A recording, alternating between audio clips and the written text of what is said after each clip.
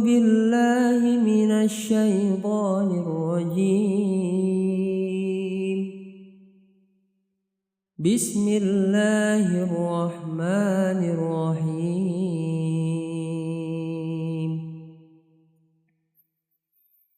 ألف لام را تلك آيات الكتاب المبين. إنا أنزلناه قرآنا عربيا لعلكم تعقلون. نحن نقص عليك أحسن القصص بما أوحينا إليك هذا القرآن وإن كنت من قبله لمن الغافلين. إذ قال يوسف لأبيه يا أبت إني رأيت 11 كوكبا والشمس والقمر رأيتهم لي ساجدين.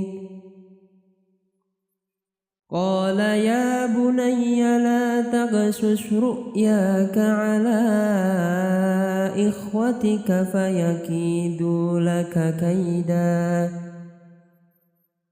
إن الشيطان للإنسان عدو مبين. وكذلك يجتبيك ربك ويعلمك من تأويل الأحاديث ويتم نعمته عليك وعلى آل يعقوب كما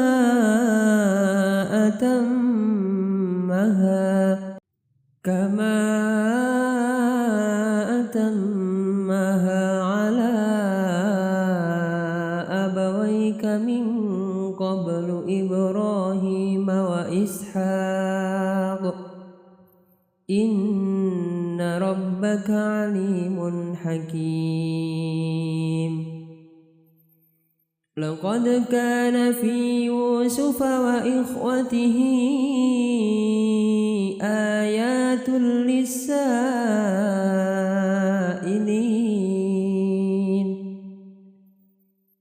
إذ قالوا ليوسف وأخوه أحب إلى أبينا منا ونحن عصبة إن أبانا لفي ضلال مبين.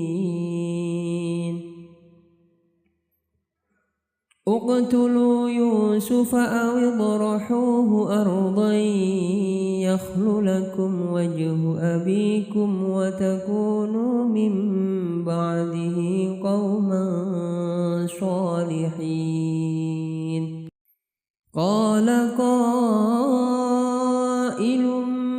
منهم لا تقتلوا يوسف وألقوه في غيابة الجب يلتقطه بعض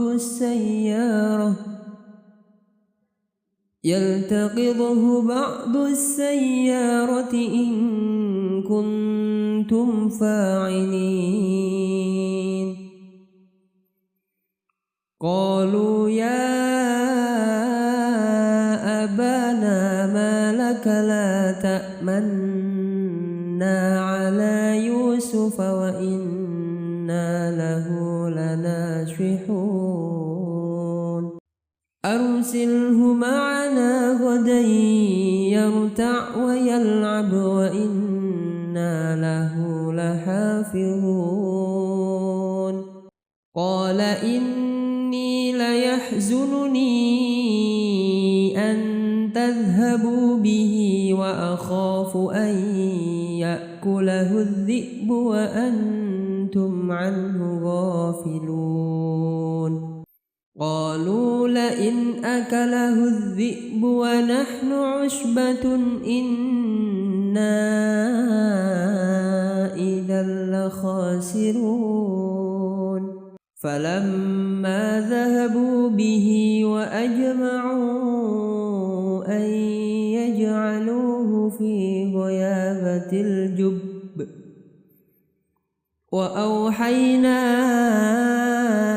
إليه لتنبئنهم بأمرهم هذا وهم لا يشعرون وجاءوا أباهم عشاء يبكون قالوا يا أبانا إنا ذهبنا نستبق وتركنا يوسف عند متاعنا فأكله الذئب وما أنت بمؤمن لنا ولو كنا صادقين وجاءوا على قميصه بدم كذب قال بل سولت لكم أنفسكم أمرا فصبر جميل والله المستعان على ما تصفون وجاءت سيارة فأرسلوا واردهم فأدلى دلوه قال يا بشرى هذا غلام وأسروه بضاعة والله عليم بما يعملون وشروه بثمن بخس دراهم معدودة وكانوا فيه من الزاهدين وقال الذي اشتراه من مصر لامرأته أكرمي مثواه عسى أن ينفعنا أو نتخذه ولدا وكذلك مكنا ليوسف في الأرض ولنعلمه من تأويل الأحاديث والله غالب على أمره ولكن أكثر الناس لا يعلمون ولما بلغ أشده آتيناه حكما وعلما وكذلك نجزي المحسنين وراودته التي هو في بيتها عن نفسه وغلقت الأبواب وقالت هيت لك قال معاذ الله إنه ربي أحسن مثواي إنه لا يفلح الظالمون ولقد همت به وهم بها لولا أن رأى برهان ربه كذلك لنصرف عنه السوء والفحشاء إنه من عبادنا المخلصين واستبق الباب وقدت قميصه من دبر وألف يا سيدها لدى الباب. قالت ما جزاء من أراد بأهلك سوءا إلا أن يسجن أو عذاب أليم. قال هي راودتني عن نفسي وشهد شاهد من أهلها إن كان قميصه قد من قبل فصدقت وهو من الكاذبين. وإن كان قميصه قد من دبر فكذبت وهو من الصادقين. فلما رأى قميصه قد من دبر قال إنه من كيدكن إن كيدكن عظيم. يوسف أعرض عن هذا واستغفري لذنبك إنك كنت من الخاطئين. وقال نسوة في المدينة امرأة العزيز تراود فتاها عن نفسه قد شغفها حبا إنا لنراها في ضلال مبين. فلما سمعت بمكرهن أرسلت إليهن وأعتدت لهن متكأ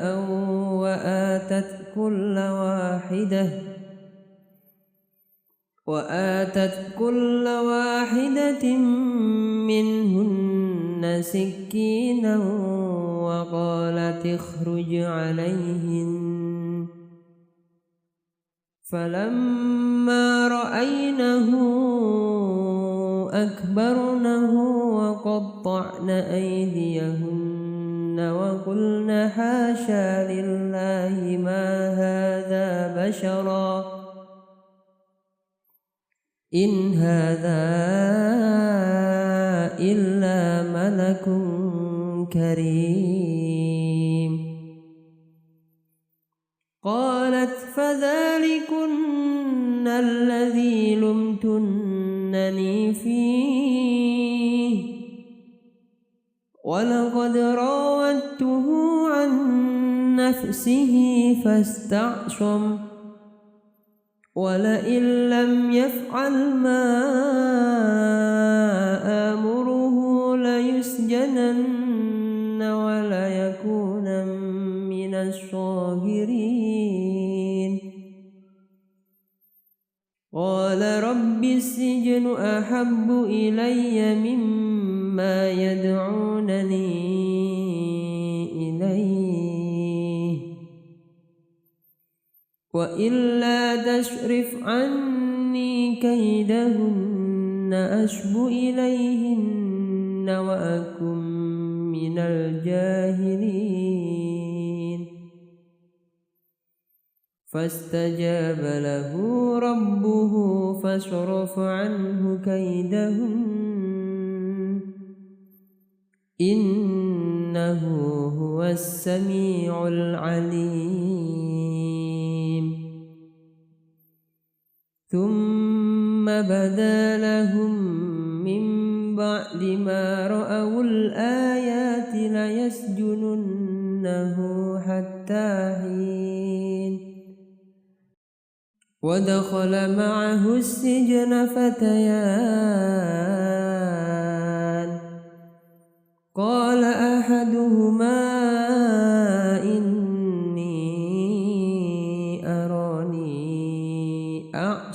خمرا وقال الآخر إني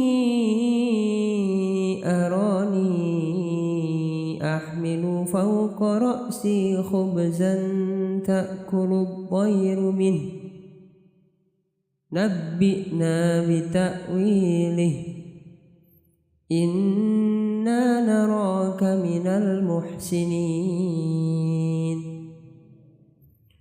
قال لا يأتيكما طعام ترزقانه إلا نبأتكما بتأويله قبل أن يأتيكما ذلكما مما علمني ربي إني تركت ملة قوم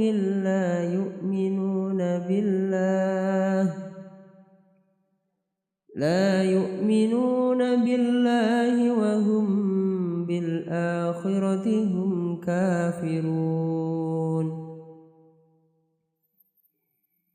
واتبعت ملة آبائي إبراهيم وإسحاق ويعقوب ما كان لنا أن نشرك بالله من شيء ذلك من فضل الله علينا وعلى الناس ولكن أكثر الناس لا يشكرون يا صاحبي السجن أأرباب متفرقون خير أم الله الواحد القهار ما تعبدون من دونه إلا أسماء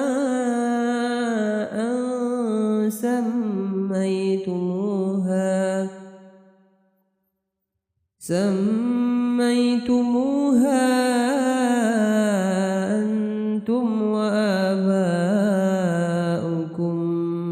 ما أنزل الله بها من سلطان إن الحكم إلا لله أمر ألا تعبدوا إلا إياه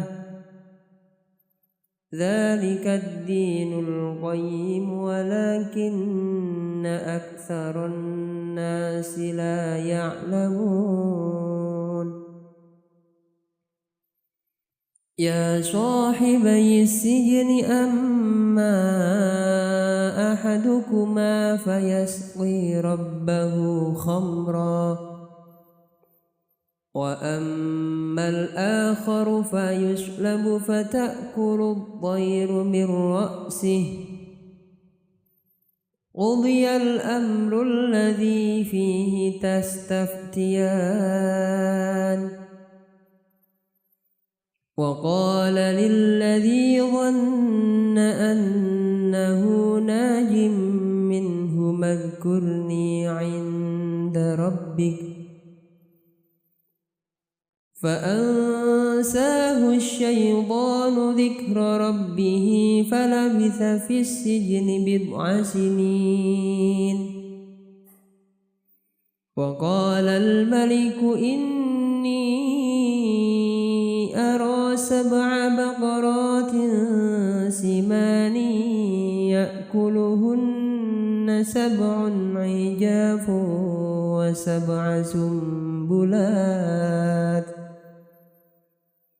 و7 سنبلات خضر وأخر يابسات يا أيها الملأ أفتوني في رؤياي إن كنتم للرؤيا تعبرون قالوا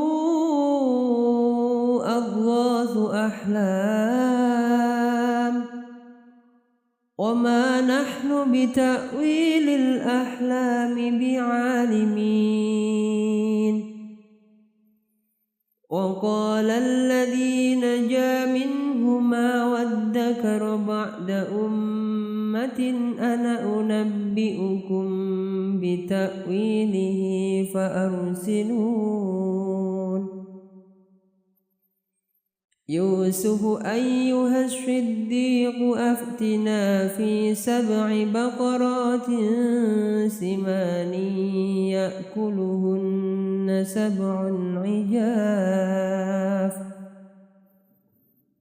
يأكلهن 7 عجاف و7 سنبلات خضر وأخر يابسات لعلي أرجع إلى الناس لعلهم يعلمون. قال تزرعون 7 سنين دابا فما حصدتم فذروه في سنبله إلا قليلا مما تأكلون.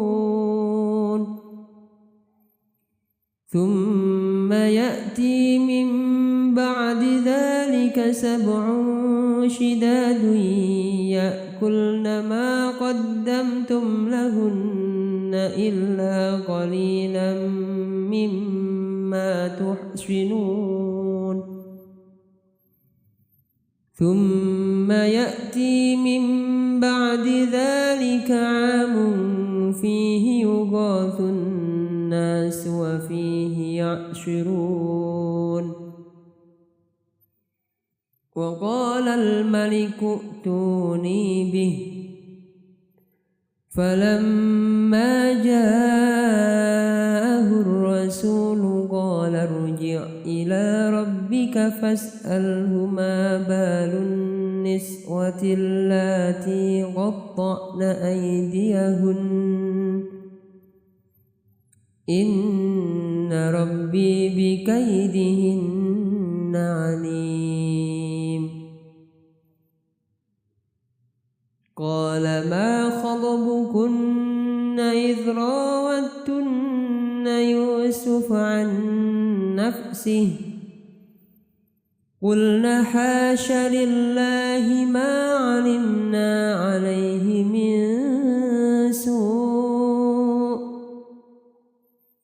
قالت امرأة العزيز الآن حصحص الحق أنا راودته عن نفسه وإنه لمن الصادقين. ذلك ليعلم أني لم أخنه بالغيب وأن الله لا يهدي كيد الخائنين.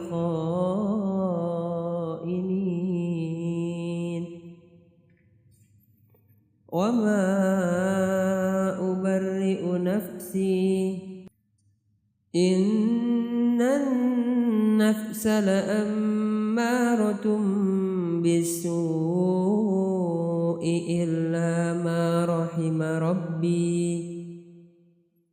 إن ربي غفور رحيم. وقال الملك ائتوني به أستخلصه لنفسي فلما كلمه قال إنك اليوم لدينا مكين أمين.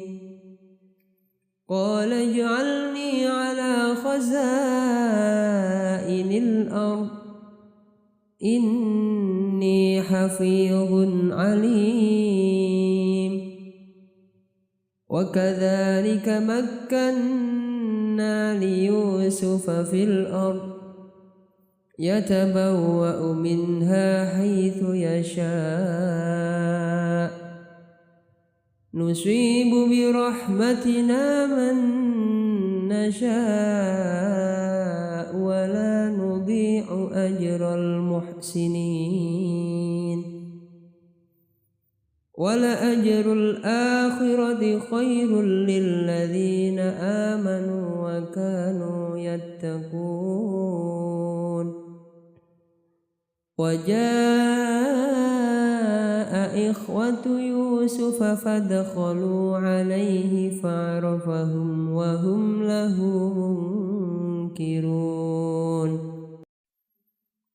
ولما جهزهم بجهازهم قال ائتوني بأخ لكم من أبيكم ألا ترون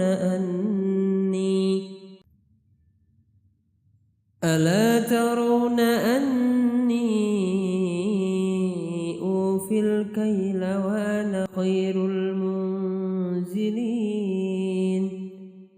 فإن لم تأتوني به فلا كيل لكم عندي ولا تقربون قالوا سنراود عنه أباه وإنا لفاعلون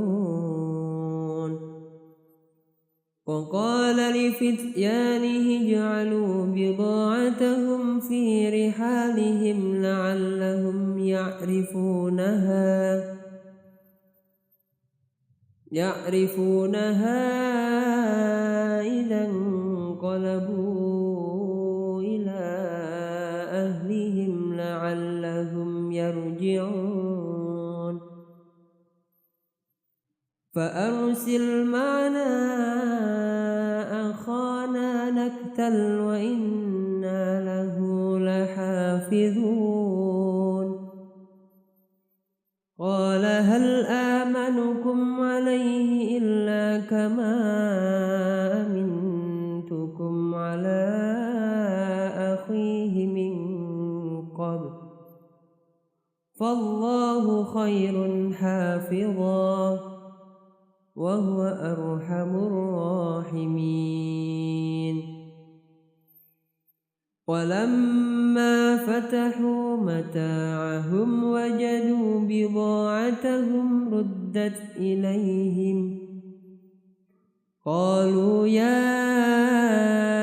أبانا ما نبغي هذه بضاعتنا ردت إلينا ونمير أهلنا ونحفظ أخانا ونزداد كيل بعير ذلك كيل يسير قال لن أرسله معكم حتى تؤتون موثقا من الله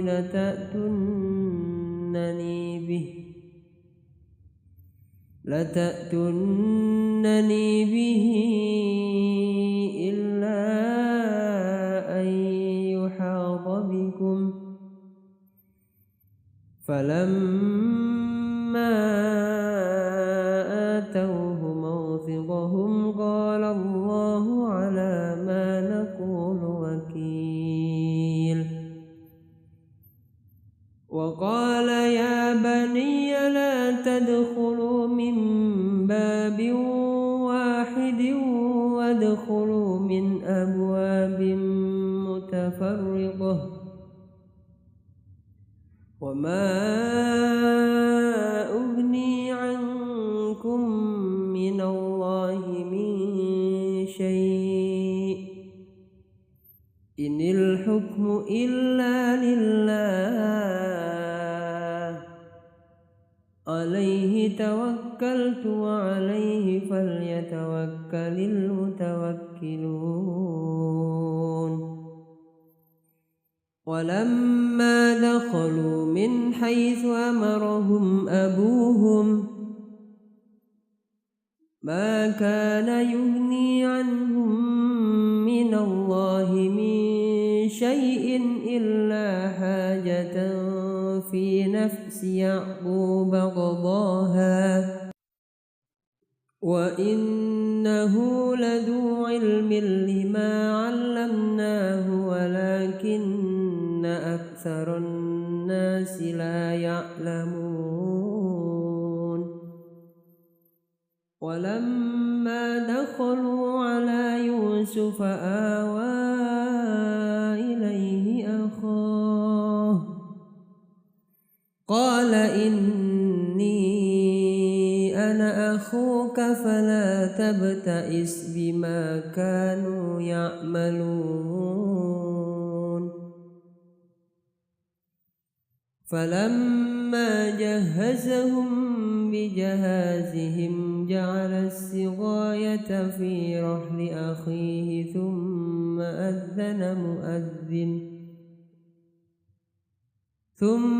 أذن مؤذن أيتها العير إن لكم لسارقون قالوا وأقبلوا عليهم ماذا تفقدون قالوا نفقد صواع الملك ولمن جاء به حمل بعير وأنا به زعيم قالوا تالله لقد علمتم ما جئنا لنفسد في الأرض وما كنا سارقين قالوا فما جزاؤه إن كنتم كاذبين قالوا جزاؤه من وجد في رحله فهو جزاؤه كذلك نجزي الظالمين فبدأ بأوعيتهم قبل وعاء أخيه ثم استخرجها من وعاء أخيه كذلك كدنا ليوسف ما كان ليأخذ أخاه في دين الملك إلا أن يشاء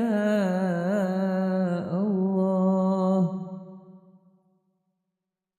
نرفع درجات من نشاء وفوق كل ذي علم عليم قالوا إن يسرق فقد سرق أخ له من قبل فأسرها يوسف في نفسه ولم يبدها لهم قال أنتم شر مكانا والله أعلم بما تصفون قالوا يا أيها العزيز إن له أبا شيخا كبيرا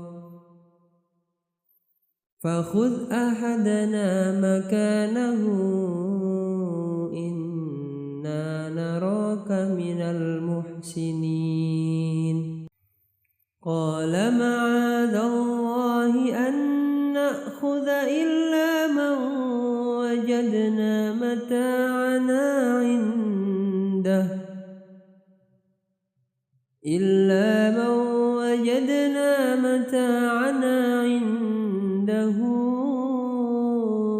إنا إذا لظالمون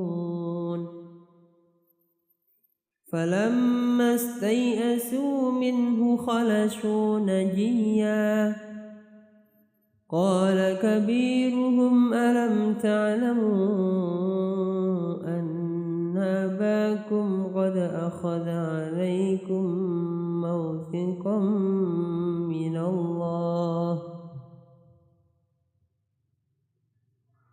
ومن قبل ما فرطتم في يوسف فلن أبرح الأرض حتى يأذن لي أبي أو يحكم الله لي وهو خير الحاكمين. ارجعوا إلى أباكم فقولوا يا أبانا إن ابنك سرق وما شهدنا إلا بما علمنا وما كنا للغيب حافظين. واسأل القرية التي كنا فيها والعير التي أقبلنا فيها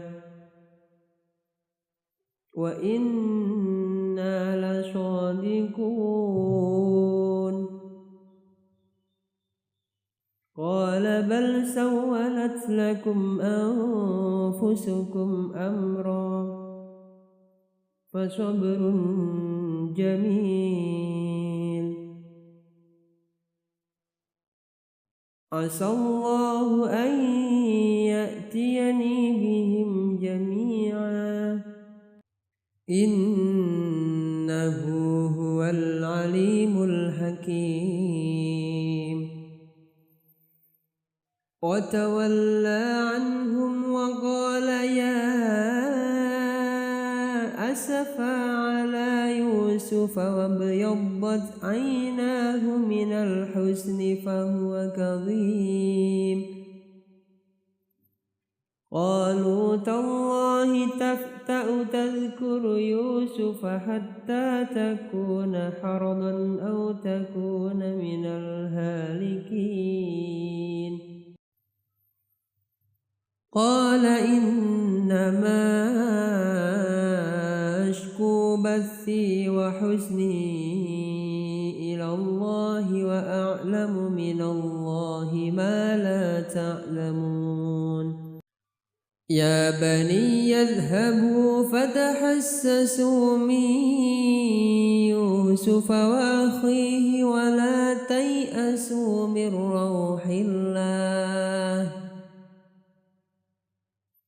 إنه لا ييأس من روح الله إلا القوم الكافرون.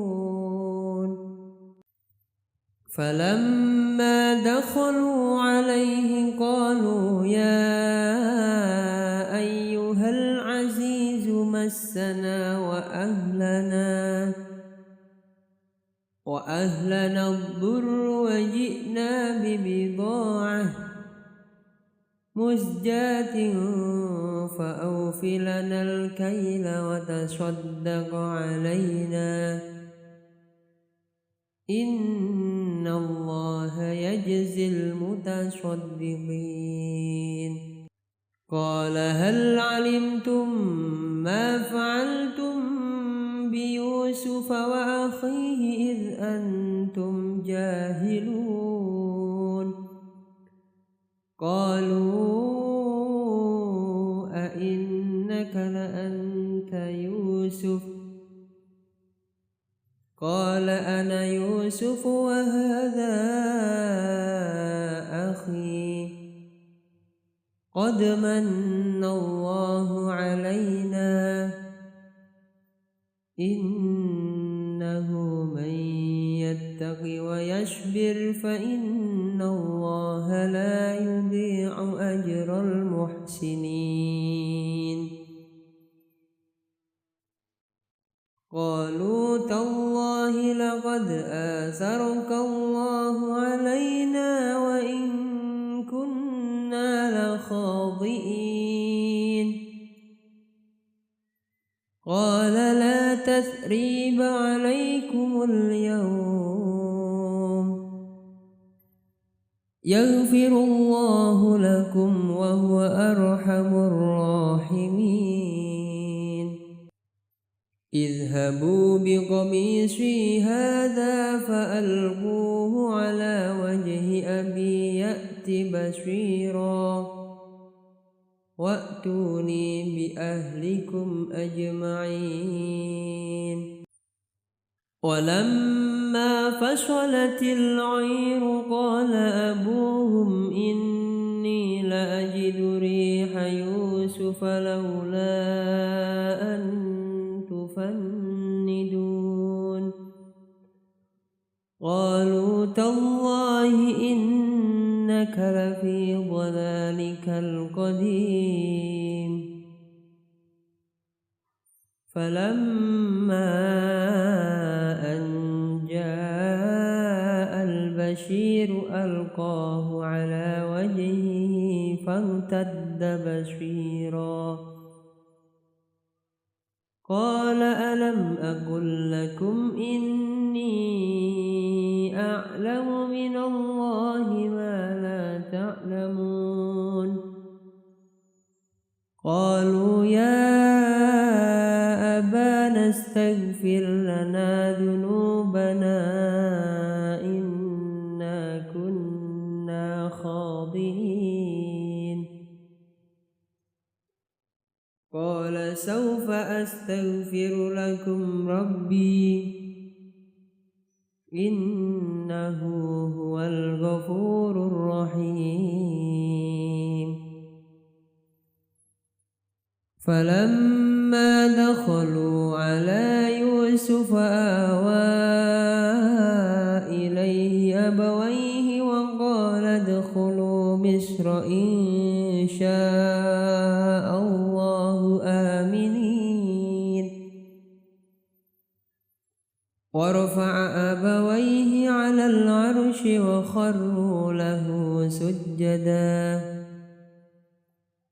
وقال يا أبت هذا تأويل رؤياي من قبل قد جعلها ربي حقا وقد أحسن بي إذ أخرجني من السجن وجاء بكم من البدو من بعد أن نزغ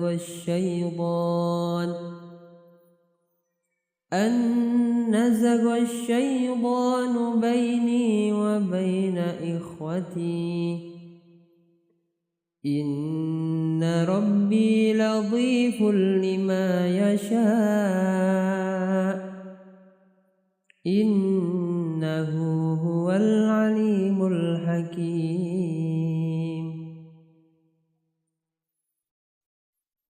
رب قد آتيتني من الملك وعلمتني من تأويل الأحاديث فاطر السماوات والأرض أنت ولي في الدنيا والآخرة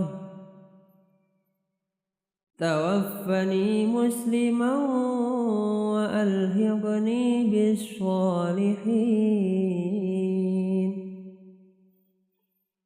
ذلك من أنباء الغيب نوحيه إليك وما كنت لديهم إذ أجمعوا أمرهم وهم يمكرون. وما أكثر الناس ولو حرصت بمؤمنين وما تسألهم عليه من أجر إن هو إلا ذكر للعالمين. وكأي من آية في السماوات والأرض يمرون عليها وهم عنها معرضون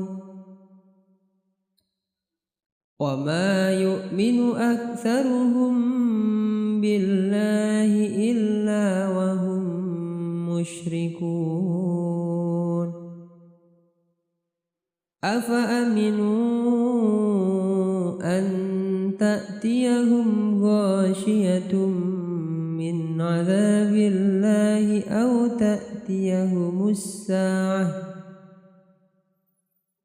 أو تأتيهم الساعة بغتة وهم لا يشعرون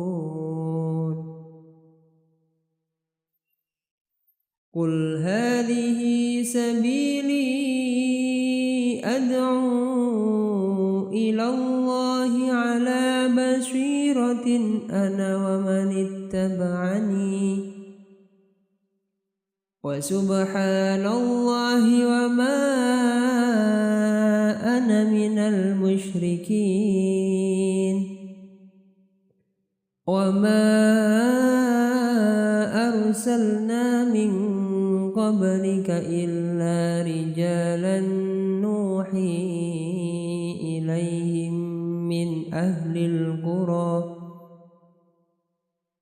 أفلم يسيروا في الأرض فينظروا كيف كان عاقبة الذين من قبلهم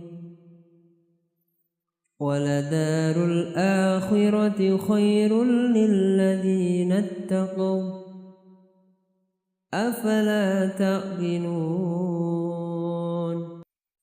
حتى إذا استيأس الرسل وظنوا أنهم قد كذبوا جاءهم نصرنا فنجي من نشاء ولا يرد بأسنا عن القوم المجرمين لقد كان في قصصهم عبرة لأولي الألباب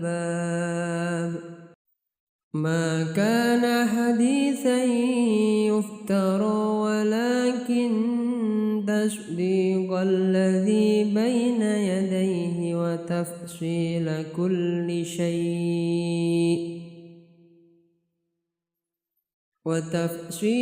كل شيء وهدى ورحمة لقوم يؤمنون